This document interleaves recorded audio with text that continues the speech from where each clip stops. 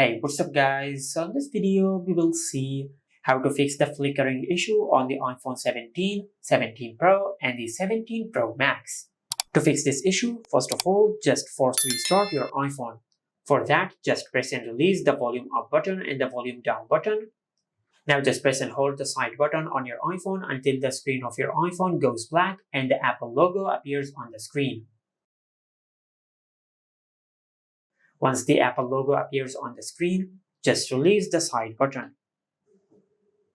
After that, just open Settings, then tap on Accessibility, and from here you will find the option of Display and Text Size.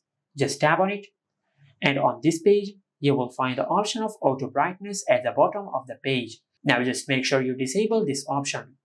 After you disable Auto Brightness on your iPhone, then go back to the main settings page and tap on General. Then tap on Software Update. Now just check if you have any software update available. If you have any software update available, just update the software of your iPhone. Now, if you have done all that and if this did not fix your issue, then you might have a hardware problem with the screen of your iPhone.